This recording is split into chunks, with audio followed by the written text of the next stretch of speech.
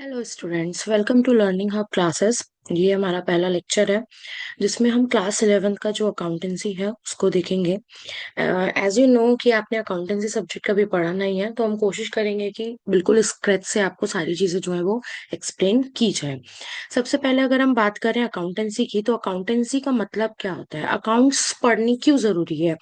आप अपने आसपास इतने सारे बिजनेसेस देखते हो, अब उन बिजनेसेस में प्रॉफिट्स हो रहे हैं, लॉसेस हो रहे हैं, या फिर at a particular date business की क्या पोजीशन है, क्या स्टेट है, उस चीज को आइडेंटिफाई करने के लिए अकाउंटेंसी सब्जेक्ट पढ़ना बहुत ज्यादा जरूरी है। बिकॉज ऑफ अगर हमें अपने बिजनेस की पोजीशन के बारे में नहीं पता होगा, प्रॉफिट से लॉसेस के बारे में नहीं पता होगा, तो हम कैसे अपने बिजनेसेस को मार्केट में ग्रोन अप कर पाएंगे, वो आपका पॉसिबल नहीं है बिना अकाउंटिंग करे। अगर मैं सबसे पहले बात करूं अकाउंटेंसी की, तो अकाउंटेंसी एक सब्जेक्ट है जिसमें हम अकाउंटिंग करते हैं। क्या करते हैं? अकाउंटिंग करते हैं। ना what do you mean by accounting? Accounting क्या है? अकाउंटिंग एक प्रोसेस है। प्रोसेस मतलब जिसमें बहुत सारे स्टेप्स है। आप सिर्फ एक ही चीज को करके पर्टिकुलर अकाउंटिंग नहीं कर सकते। अकाउंटिंग करने के लिए आपको बहुत सारे स्टेप्स करने होते हैं, जिसमें से सबसे पहला स्टेप होता है आपका आइडेंटिफिकेशन। आइडेंटिफिकेशन का सिंपली मतलब होता है कि सबसे पहले आप अपनी बुक्स ऑफ अकाउंट्स में आइडेंटिफाई करते हो कि कौन सी ट्रांजेक्शन आपको अपने बुक्स ऑफ अकाउंट्स में रिकॉर्ड करनी है और कौन सी नहीं। क्योंकि बुक्स ऑफ अकाउंट्स में आप सिर्फ वही ट्रांजेक्शन रिकॉर्ड कर सकते हो जिनको इन मॉनेटरी टर्म्स, इन मनी आप वैल्यू कर सकते हो मार्केट के पॉइंट ऑफ व्यू से। जब आप आइडेंटिफाई कर लेते हो, तो आइडेंटिफाई के बाद आप करते हो क्लासिफिकेशन। क्लासिफिकेशन का सिंपली मतलब होता है आप उस पर्टिकुलर ट्रांजेक्शन को सब ग्रुप्स में डिवाइड करते हो। ये वाला पॉइंट अभी आपको ज्यादा इतने अच्छे से क्लियर नहीं होगा, जब हम आगे चैप्टर्स करेंगे तो उसमें आपको क्लासिफिकेशन का पॉइंट एकदम समझ आ जाएगा।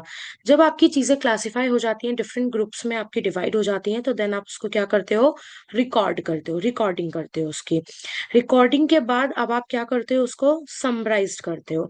समराइज कैसे? जैसे सपोज आपके पास सुबह कैश था 10,000 रुपए, पूरा दिन में आपके पास कुछ कुछ पैसे आए भी, कुछ पैसे गए भी, एट द एंड आपके पास कितना बैलेंस बचा, that will be classified as your summarised.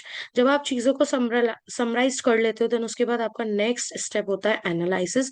आप एनालाइज करते हो कि हाँ, कहाँ कहाँ कितना पैसा आपका एक्सपेंड हुआ है और आपने कहाँ कहाँ कितना आपके पास से आया है, उसको बोलते हैं एनालाइजेशन। एनालाइजेशन के बाद आप करते हो इंटरप्रेट। इंटरप्रेट का सिंपली मतलब होता है कम्युनिकेट करना। बिकॉज आपके जितने भी बुक्स ऑफ अकाउंट्स होती है, ओनर के साथ साथ और भी बहुत सारे पर्सन होते हैं जिनको आपकी बुक्स ऑफ अकाउंट्स के बारे में जानना जरूरी होता है। आपके इन्वेस्टर्स हो गए, क्रेडिटर्स हो गए, बैंक हो गया, इनको real estate of a business position के बारे में पता होना टाइम टू टाइम बहुत जरूरी है। तो अकाउंटिंग में आपके मेनली 6 स्टेप्स हैं। सबसे पहला identification, second classification, third recording, fourth summarised, fifth analyse, and last is interpret, it is communicate करना। उसके बाद आपकी इसमें कुछ बेसिक टर्म्स आती हैं: assets, liability, capital, revenue, expense. One by one हम समझेंगे ये टर्म्स क्या होती हैं। सबसे पहले अगर हम बात करें एसेट्स की, तो एसेट्स का मतलब होता है assets are those which are owns, जो हमारी खुद की है, जिनसे हम मनी रियलाइज कर सकते हैं इन फ्यूचर में जाकर, जब आपको फंड्स की नीड होती है। जैसे एसेट्स में अगर मैं आपके घर की बात करूं, तो आपके घर पर आपकी क्या क्या एसेट्स हैं। जैसे आपका लैंड हो गया जहाँ पे आप रहते हो, आपका मशीनरी हो गए, आपने फ्रिज लिया हुआ है, रेफ्रिजरेटर है, ठीक है, एयर कंडीशनर है, फर्नीचर है, वो सब क्या क्लासिफाइड होता है? एज अ एसेट्स होता है। सेम ऐसे ही बिजनेस में एसेट्स में आपकी कैटेगराइज्ड होता है लैंड, जहाँ पे आपने काम किया है, लैंड एंड बिल्डिंग। उसके बाद आपने बिजनेस में कोई मशीनरी परचेज करी है, तो वो मशीनरी आपकी आएगी। ठीक है, आपके पास कैश है, खुद का पैसा है, वो भी क्या है? आपकी एसेट्स है।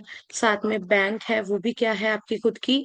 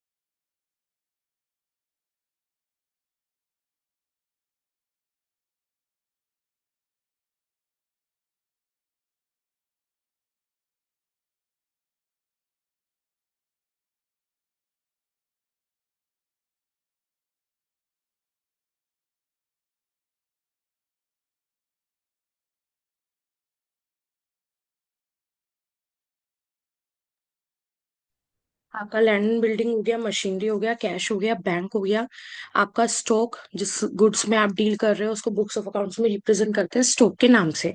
साथ में इसमें आपकी एक टर्म आती है debtor. Now what do you mean by debtors? Debtors का सिंपली मतलब होता है वो पर्सन्स जो आपसे सामान तो खरीदते हैं लेकिन हैंड टू हैंड आपको पैसा नहीं देते हैं। उनको हम अपनी बुक्स ऑफ अकाउंट्स में शो करते हैं एज अ डेटर्स के नाम से, बिकॉज ऑफ इन फ्यूचर पता करने के लिए कि किसके पास हमसे हमें कितना पैसा लेना है, उस चीज को आइडेंटिफाई करने के लिए बुक्स ऑफ अकाउंट्स में उनको शो किया जाता है एज अ डेटर्स के नाम से। तो एसेट्स क्या है, अगर हम समराइज्ड वे में समझें तो assets are those which are owns and from which you can easily realise money at the time of emergency. उसके बाद नेक्स्ट आता है आपका लाइबिलिटी। लाइबिलिटी का सिंपली मतलब होता है ऑब्लिगेशन और अ ड्यूटी जो आपको पे करनी ही करनी है। जैसे आपके पेरेंट्स की आपके ऊपर क्या ड्यूटी है? आपकी स्कूल फी पे करना, आपकी ट्यूशन फी पे करना, साथ में और अदर एक्टिविटीज में जिसमें आप इन्वॉल्व हो, जहाँ पे एक्सपेंड करना जरूरी है, वहां उस सारी चीजों को पे करना उनकी क्या है, लाइबिलिटी है। सेम ऐसे ही बिजनेस होता है। बिजनेस में सपोज आपने लोन लिया, अब ऐसा तो नहीं है कि आपने लोन ले लिया और आप उसको पे ऑफ नहीं करोगे। लोन लिया है तो कुछ टाइम बाद आपको उसको पे भी करना है, तो वो क्या है, बिजनेस की लाइबिलिटी। साथ में इसमें एक टर्म आती है आपके क्रेडिटर्स। नाउ क्रेडिटर्स का मतलब क्या होता है? क्रेडिटर्स आपके वो होते हैं जिनसे आप सामान खरीदते हो, परचेस करते हो, गुड्स परचेस करते हो, लेकिन ऑन क्रेडिट। आप उनको हैंड टू हैंड पैसे नहीं देते हो, कुछ टाइम बाद आप उनको रिपे करते हो, तो that will be classified as your liability. तो जिन लोगों से आप उधार पर सामान खरीदते हो, क्रेडिट पे आप परचेसिंग करते हो, that will be classified as creditors and liability head. Now moving ahead with the next term, capital. Capital का सिंपली मतलब होता है इनिशियल अमाउंट जो किसी भी बिजनेस को स्टार्ट करने के लिए चाहिए, that will be classified as your capital. जैसे आप कोई बिजनेस करना है, कोई भी बिजनेस ए टू जेड आपको करना है, तो आप एक आइडिया लगाते हो कि मुझे इतना अमाउंट जो है वो इनिशियल अमाउंट मुझे बिजनेस में चाहिए ही चाहिए, तो that will be classified as your capital. उसको क्या बोला जाता है, कैपिटल। आप चाहे आप पार्लर ओपन कर रहे हो, उसके लिए आपको 10-20 थाउजेंड रुपीज चाहिए, तो that will be classified as capital. आपको कोई बड़ी इंडस्ट्री सेटअप करनी है जिसके लिए आपको 40-50 लाख चाहिए, तो that also will be classified as your capital. Next, अगर हम नेक्स्ट टर्म की बात करें तो नेक्स्ट टर्म आता है आपका रिवेन्यू। रिवेन्यू का सिंपली मतलब होता है जो पैसा आपके पास आ रहा है आपके प्रोडक्ट को सेल करने पर। जैसे आप किसी शॉप पे गए, आपने वहां पे कपड़े खरीदे, कपड़े खरीदने के बाद आपने उनको 8,000 रुपीज पे करे, तो फिर 8,000 रुपीज शॉपकीपर के लिए क्या है, रिवेन्यू। क्या है, रिवेन्यू। अब रिवेन्यू और इनकम में माइनर सा डिफरेंस होता है। इनकम का सिंपली मतलब होता है जब आप रिवेन्यू में से कॉस्ट को माइनस कर देते हो, क्योंकि जो आपने 8,000 रुपीज दिए हैं, क्या उसका पूरा का पूरा प्रॉफिट है? नहीं, उसमें उसके कुछ खर्चे भी हैं, कुछ कॉस्ट भी है, उनको वो माइनस करेगा, तब जाके उसको क्या पता चलेगा कि उसको कितना प्रॉफिट लॉस हुआ है या फिर उसकी कितनी इनकम हुई है। तो रिवेन्यू का सिंपली मतलब होता है amount received from proceeds of sales. Capital में भी लिख सकते हैं इनिशियल अमाउंट इन्वेस्टेड, उसको क्या बोला जाता है, आपका कैपिटल। ना अगर हम एक्सपेंस की बात करें तो एक्सपेंस का सिंपली मतलब होता है डे टू डे एक्सपेंस जो बिजनेस को रन करने के लिए जरूरी होता है, जैसे रेंट पे करना, सैलरी पे करना, इलेक्ट्रिसिटी का बिल पे करना, स्टेशनरी परचेज करना, एडवर्टाइजमेंट करना, इंश्योरेंस प्रीमियम पे करना, वो सारी के सारे क्या है, डे टू डे एक्सपेंस है जो बिजनेस को करने के लिए, बिजनेस को रन करने के लिए बहुत ज्यादा जरूरी होते हैं।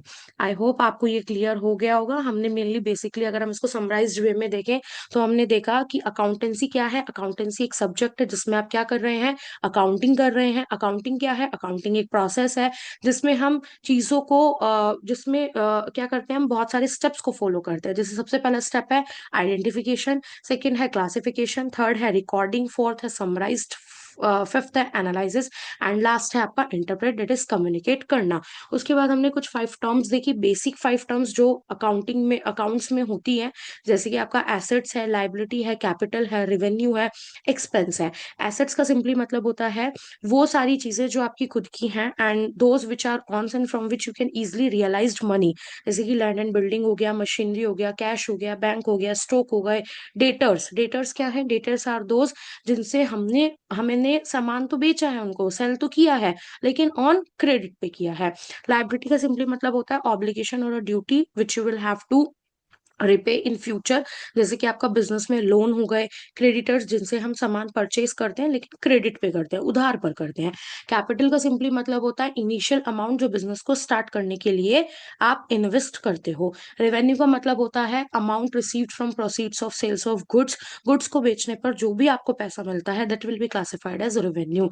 और अगर आप इसमें से अपनी कॉस्ट को हटा देते हो तो वो आपका इनकम होता है। और एक्सपेंस का सिंपली मतलब होता है डे टू डे एक्सपेंस जो आपको बिजनेस में करने के लिए बहुत ज्यादा जरूरी होता है, बिजनेस को मेनली रन करने के लिए। आई होप आपको ये बेसिक कॉन्सेप्ट जो है वो अकाउंटेंसी का समझ आ गया होगा। Thank you for watching the lecture. Please like, share, and subscribe my YouTube channel, Learning Hub by Nemika Jain, for more new contents on class 11th and 12th. Thank you.